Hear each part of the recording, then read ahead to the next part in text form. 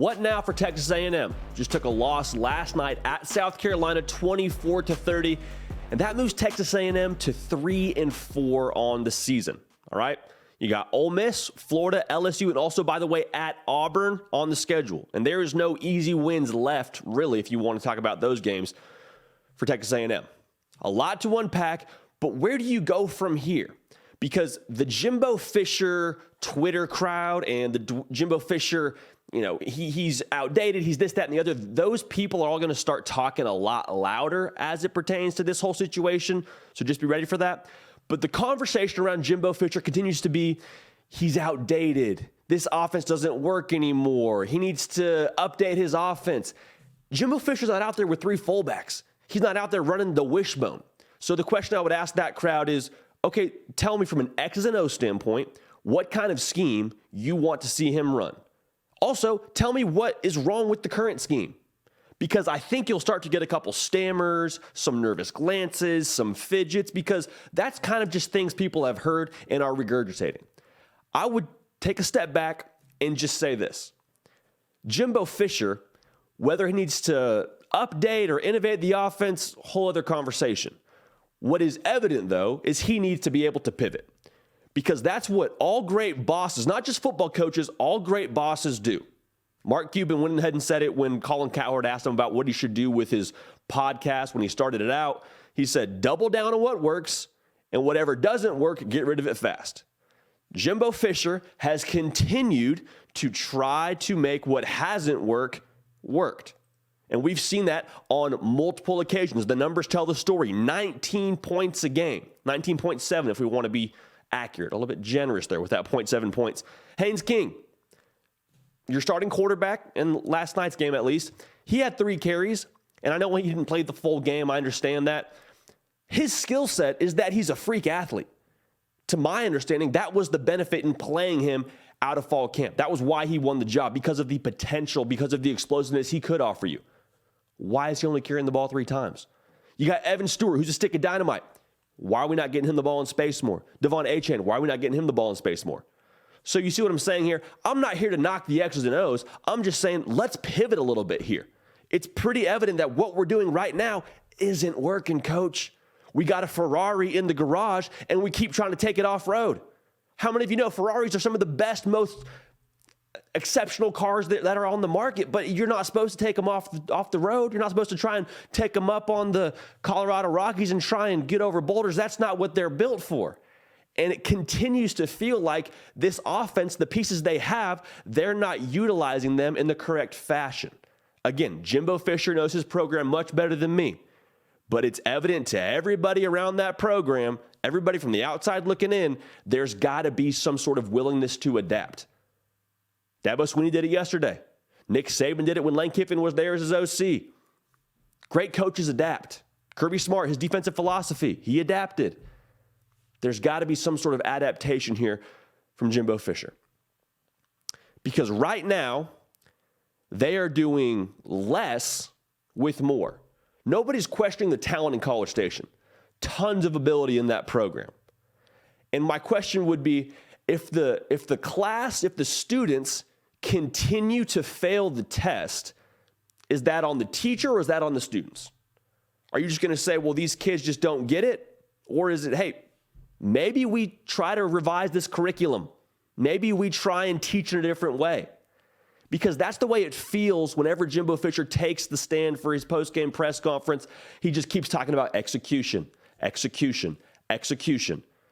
And I think a part of that's fair. They didn't execute at an elite level last night. But is there a way to maybe help those kids execute better? Because it's not like we're in year 1 under Jimbo Fisher. This isn't like the first time these kids are getting a hold of this system. We've been at this for a minute now. We've been in this system for a while now. So for the kids to keep failing the test, I think you got to start looking elsewhere. And he says we've seen flashes. Well, yes, you have great players. Great players, smart students will still get some questions right. But it's very evident the consistency isn't there, and it's beginning to become more and more evident there is some blame to be had within this coaching staff, probably within this system. The defense has played really well. I want to make sure we say that. Were they perfect last night? Of course not. Allowed 30 points total. Not all that's on them. I understand there was some beamer ball in effect. Also, you got to give a whole lot of credit to South Carolina for the way they played last night. But for Jimbo Fisher and the players they have on that program, for them to lose in the fashion they did, you're kicking yourself today watching the tape back. So we got good news and bad news for Texas A&M. We'll start with the good news. The rest of the year, and I say this in the most respectful way possible, is fairly low stakes. Like we talked about, your 3-4 college football playoff, not going to happen. We knew that a few games ago. Winning the SEC, not going to happen. Also knew that a few games ago. Last night, really sort of set into motion, okay, this year, not a wash, but the stakes are low. Connor Weigman got some time last night. He's the future in College Station.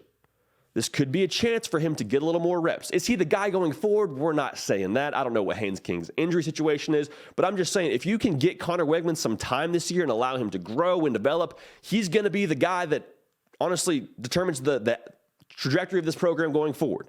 And that's why you brought him in. Jimbo Fisher knows that. I would venture to say Connor Weigman knows that. Everybody in Aggieland knows that. So maybe this is a chance to kind of figure some things out. The other piece of good news is just about everybody outside of College Station kind of saw this coming, which is sort of harsh to say, but let me elaborate on that. Everybody within College Station was saying 10-2 is the floor.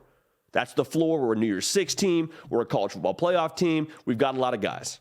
Great. You should believe in your program. Everybody from the outside looking in was saying, give it one more year.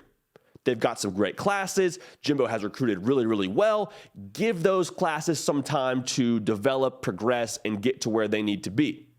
Once those classes get, their feet under them, they're going to be, or have a chance at least to be pretty good. Give it one more year was sort of the thing you heard around the college football landscape, which I think is very, very true. Las Vegas had them at the over-under mark for 8.5 wins on the year. You got to win out now to be at that 8-win mark. So we'll see if that's actually what they get to. But bottom line, you didn't just totally swing and miss at what was supposed to be a magical year for you. Nobody was expecting Texas A&M to go and run the table and be in the college football playoff. Well, I shouldn't say nobody, but most people weren't expecting that. And that's not a knock on Texas A&M. That's just to say, hey, maybe this wasn't supposed to be the year, and that's okay. The future, in a lot of ways, can be bright. The bad news is it's going to take some major change. The bad news is what you have right now isn't working, and if you don't course correct, it doesn't matter how talented you are going forward. It doesn't matter you got Tom Brady playing quarterback. You're going to have issues. And so with major change comes major uncomfortability.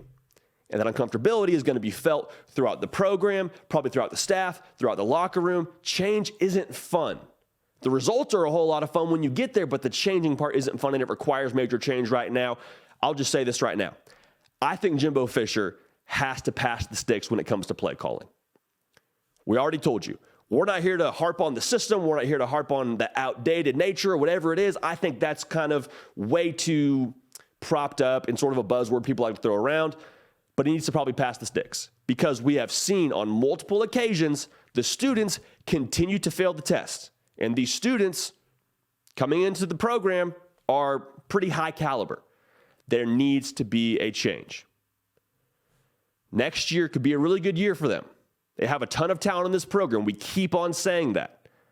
But until they can course correct what they're doing poorly right now, this same result is going to happen. So, for Texas A&M, again, 3-4 after a loss last night against a South Carolina team that played some really good ball. We'll see what the rest of the future holds for them. But Jimbo Fisher, something has got to change.